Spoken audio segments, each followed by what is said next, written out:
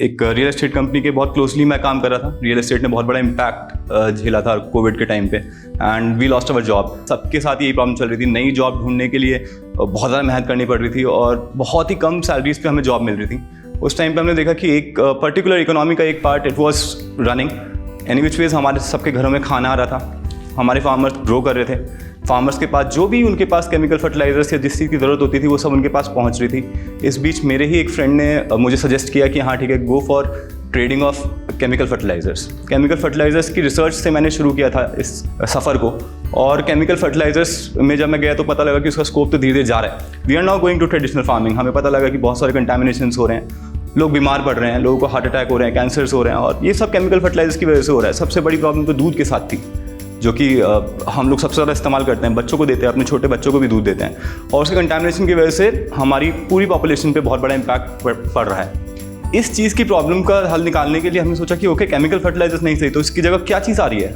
इसकी जगह vermi compost आ रहा था। मैं वर्मी कंपोस्ट सीखने गया कि वर्मी कंपोस्ट बनता कैसे है। मैं ऑर्गेनिक कंपोस्ट बनाना सीखने चला गया, बनाते कैसे हैं। पर प्रॉब्लम ये है कि ऑर्गेनिक कंपोस्ट तो नहीं खाएंगे ना हम लोग खाएंगे तो खाना ही, और खाना तो फार्मर उगाता है।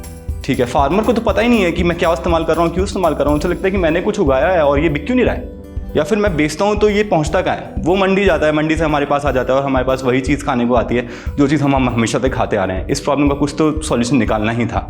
एट लास्ट मैंने सोचा कि फार्मिंग मैं खुद नहीं करूँगा, फार्मर को ही फार्मिंग करने देनी चाहिए, क्योंकि फार्मर से अच्छी फार्मिंग कोई नहीं कर सकता हमारे इंडिया में। जब फार्मर को सिखाने गए तो फार्मर बोलता है कि मेरे पास 10 लोग आते हैं ऐसे सर आपके जैसे रोज़, आप बताइए मुझे करना क्या है। मैं उससे बोलता हूँ कि तू ऑर्गेनिक कंपोस्ट डाल या फिर वेस्ट डिकम्पोजर डाल, और ये सब चीज़ डालेगा तो तेरी प्रोड्यूस अच्छी हो जाएगी, तेरी क्वालिटी अच्छी हो जाएगी, और हम लोग इसको सेल कर देंगे।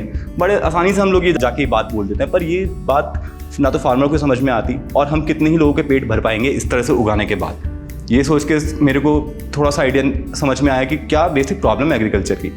इस चीज़ की वजह से मैं एक छोटे से गाँव में गया, पंडाला, जो मेरे गुड़गांव में जहाँ मैं नौकरी करता था उसके पास में एक छोटा सा गाँव था। वहाँ के सरपंच से मैंने बात की। उन लोगों के यहाँ कभी सब्जियाँ नहीं उगती थी। वो कहते थे हम सब्जी उगाते ही नहीं है, क्योंकि यहाँ पे ना कंटामिनेटेड लैंड है, और ये सब्जियाँ ना बहुत कंटामिनेट होती हैं। हम तो अपने बच्चों को भी सब्जियाँ सर्व नहीं करते।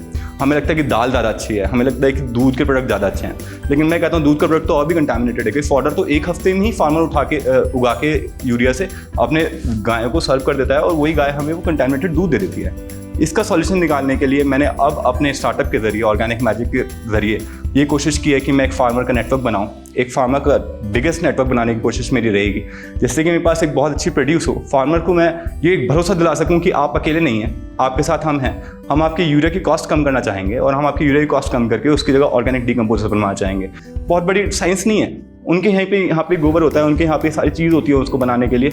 बस कोई जाके ये बता दे कि वो बनता कैसे है, किस मात्रा में यूरिया कम करना है, किस मात्रा में ऑर्गेनिक ऐड करना है, जिससे कि हमारे पास प्रोड्यूस कंटामिनेटेड फ्री हो जाए, हमारे पास केमिकल फ्री प्रोड्यूस हो। इस केमिकल फ्री प्रोड्यूस को जब हम बल्क में लेके आएंगे तो शायद हम रेट को कम्पीट कर पाएँ। शायद मेरे जैसे मिडिल क्लास फैमिली और आपके जैसे मिडिल क्लास फैमिली घर पे अच्छा खाना पहुँच पाए, ऑर्गेनिक खाना पहुँच पाए, वो भी उसी रेट में जिस रेट में आप अभी परचून की दुकान से खरीदते हैं जाके। प्रॉब्लम सिर्फ इतनी है कि हमारे यहाँ ऑर्गेनिक बनता नहीं है, इसलिए आपके पास महंगा पहुँचता है। मैं चाहता हूँ कि ऑर्गेनिक बने और आपके पास सस्ते दाम पे वो खाना पहुँचे जो खाना खाने का आप हकदार हैं। तो मेरे साथ एक मेरा दोस्त था जिसने मेरे साथ ही नौकरी छोड़ी थी, और वो चाहता था कि हाँ हम दोनों मिलकर ये सब काम करें। एक दिन वो मेरे पास आया एक फेसबुक से एक छोटा सा स्क्रीनशॉट लेके, जिसमें IIM काशीपुर का इंक्यूबेशन प्रोग्राम था। एक फॉर्म भरना था हम लोगों को। बहुत सारे लोगों ने सलाह देनी शुरू कर दी, फॉर्म ऐसे भरना, वैसे भरना, फॉर्म ऐसे करना है, वैसे करना है। पर मैंने फॉर्म में सच लिखा था, जो मैं अब तक करके आया था वही चीज़ मैंने फॉर्म में भी लिखी थी, और टू माय सरप्राइज वो फॉर्म सेलेक्ट हो गया। मेरे को कोई आइडिया नहीं था कि मैं IIM काशीपुर के इंक्यूबेशन प्रोग्राम जैसे चीज़ों में एनरोल कर रहा हूँ और किस तरह से मुझे हेल्प कर पाएगी। लेकिन जैसे ही मेरा मेरा सिलेक्शन हुआ फॉर्म का, उसके बाद मेरी एक छोटी प्रेजेंटेशन हुई। मैंने इन लोगों को बताया कि मैं क्या करते हुए आ रहा हूँ अभी तक, और मैं क्या करना चाहता हूँ। नेचुरली जो मैं कर रहा था, मैं सिर्फ वही लिखा। मैंने कोई झूठ नहीं लिखा, मैंने कोई ऐसी चीज़ नहीं लिखी जो जिस चीज़ से IIM अट्रैक्ट हो या फिर इंक्यूबेशन प्रोग्राम अट्रैक्ट हो। एक बार जब मेरी क्लासेस शुरू हुई तब मुझे पता लगा कि बहुत सारी चीज़ लैक कर रहा था मैं, बहुत सारी चीज़ सोच ही नहीं पा रहा था मैं। बहुत सारी चीज़ ऐसी थी जो सोचने की ज़रूरत थी, क्योंकि अगर मैं वो नहीं सोचता तो शायद मैं अपना और फार्मर का दोनों का नुकसान करा बैठता। पता नहीं, मैंने ऐसा कुछ सोचा नहीं था अपने लिए। बल्कि मुझे IIM नहीं बताया कि आप एंटरप्रेन्योर हो। मैं कभी अपने आप को एंटरप्रेन्योर भी नहीं कहता था। मुझे लगता था बस मैं कुछ काम करने निकला हूँ।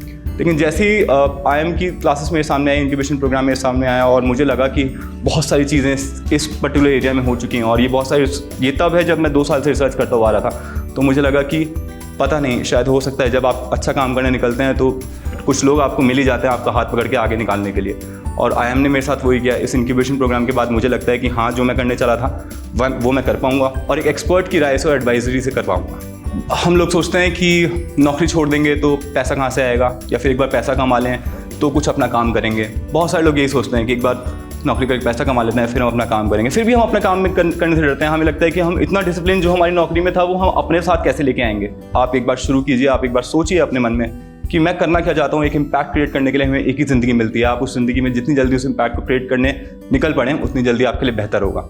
इसी के साथ मैं IIM फीड का धन्यवाद देना चाहूँगा कि उन्होंने मुझे एक वैलिडेशन दिया, मेरे विजन को एक वैलिडेशन दिया, मेरे विजन को स्ट्रक्चर किया, जिससे कि मैं समझ पाया एक बेहतर तरीके से कि मैं अपने काम को किस तरीके से पूरा कर सकता हूँ। धन्यवाद।